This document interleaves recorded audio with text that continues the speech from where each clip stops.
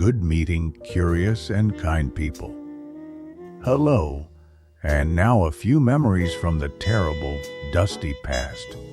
Paranormal phenomena from World War II. When there are great wars, the forces of evil become active everywhere, and while soldiers fight on the battlefields, sometimes very strange things happen somewhere nearby or in the rear. World War II was no exception, and Britain turned out to be a fertile place for paranormal phenomena. ARP rushes to help.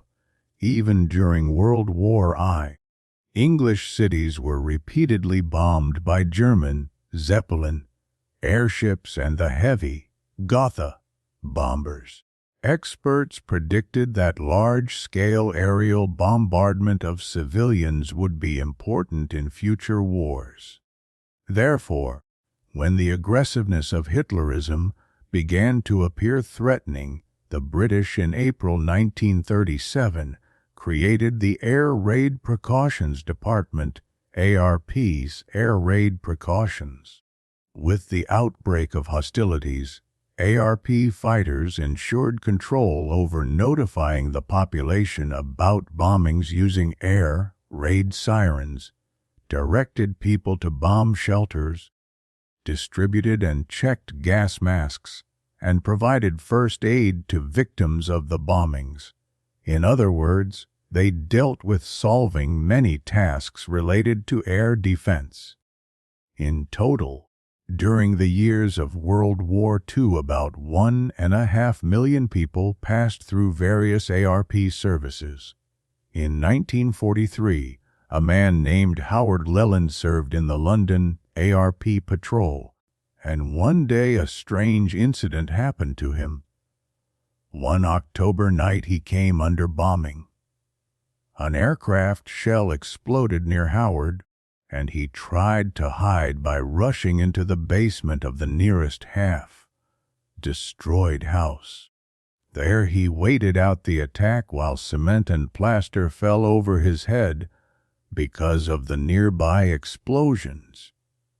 When everything grew quiet, Leland decided to look around and turned on his flashlight. He saw that he was in a dirty and dusty room from which an old staircase led upward. Suddenly Howard felt that someone was watching him.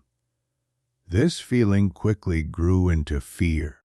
Leland thought that someone was at the top of the stairs and shone his flashlight there.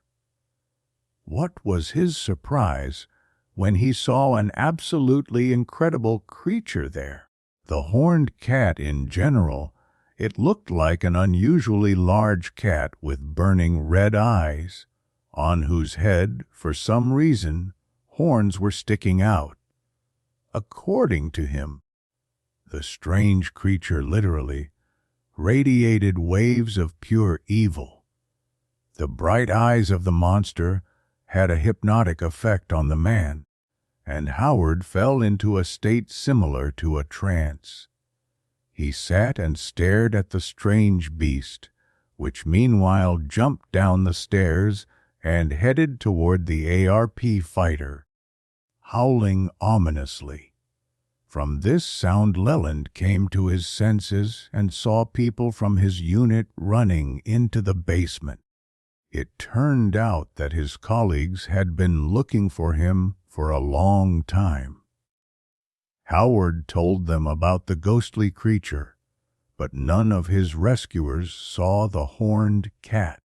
The strange creature seemed to dissolve into the air with the appearance of new people.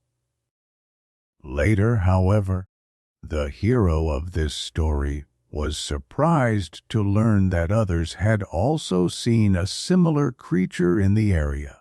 Howard Leland was so shocked by what had happened that he decided to seek help from the psychic and clairvoyant John Pendragon. The clairvoyant told him that in the house where he had seen the terrible creature, an occultist had once lived who used cats for his dark rituals. sacrificing them to dark forces.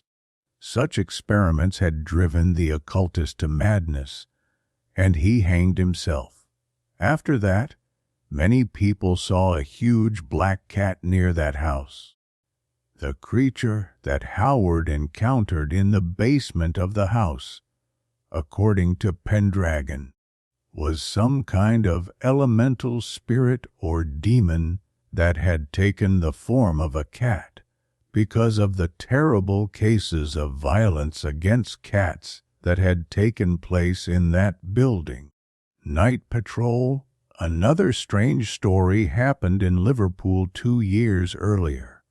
It was first described in a book by the modern collector of Liverpool urban legends Tom Sleeman. On Friday, October 31st, 1941's again October. What a coincidence! Ken, a 55-year-old fighter from the militia formed from reservists, was patrolling the territory of Stanley Park at night. While patrolling, he met a cyclist whom he recognized as his old friend nicknamed Jagger, who had also served in World War I. Ken asked Jagger what he was doing there, and he replied that something like gliders had been spotted over Stanley Park, and he had been sent to check this information. Among the many duties of the militia was patrolling wide open spaces like Stanley Park, where enemy paratroopers or gliders could land. Panic had arisen in Liverpool. Eyewitnesses claimed they had seen a German warship at sea. People were so afraid of an invasion by Nazi attackers that they imagined them everywhere. There must be some problem with communication, because I was also sent here for the same reason, Ken told his friend. But all I have seen so far was just a dirty owl from Anfield Cemetery. After that, Jagger went to get something to eat, and Ken continued to patrol. Soon he met McIntosh, a 70-year-old man who worked in the park as a guard. The soldier told him about the strange gliders over Stanley Park. Ken thought the old man would make some joke about the panic-stricken people, but instead he nodded with understanding and then said, "These are not gliders, Ken, but there really is something flying around at night, and I have seen it with my own eyes.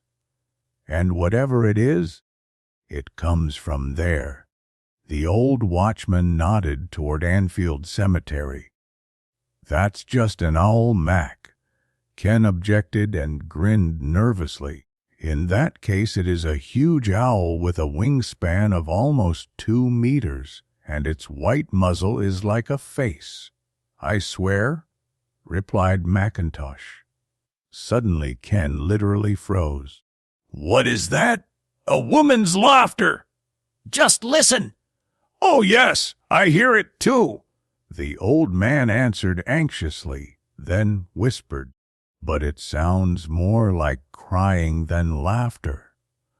The sound is coming from the other side of the park on Anfield Road, and it seems to be getting closer to us," exclaimed Ken. Shooting at a flying woman, suddenly giggling came from the tops of the nearby trees, and a dark, barely visible figure flew over the men's heads, just under the fading moon. Then something dived toward the cemetery, turned around, and flew straight toward Ken and McIntosh. The fighter raised his rifle and aimed it at the attacking creature. As he aimed, he saw the face of a woman with eyes shining like a cat's, and her hair twisted above her head like snakes. A black cloak fluttered behind the flying woman. Ken fired straight into her face, and then again. The second bullet hit the target, and the strange creature let out a loud, piercing scream and then fell onto the park fence. Ken fired 2 more times at the night monster, but missed. The creature jumped, ran along the path, flapped its wings, and flew again into the night sky. When it disappeared, McIntosh asked Ken several times whether he had seen what kind of teeth the creature had. When the militiaman finally found the strength to say no, McIntosh said, "She had enormous teeth." "How did you not see them?" "I was too busy trying to shoot that thing," Ken replied sharply. The guard left him and went to his booth. Ken returned to headquarters the next morning, where he had to report what he had spent 4 cartridges on. He told his captain about the strange night incident, expecting a serious reprimand for his inventions, but instead he heard that another fighter had seen a strange creature over Anfield Cemetery that same night and had also fired at it. Ken quickly realized that the captain was most likely talking about Jagger, who had been supposed to return to patrol after eating.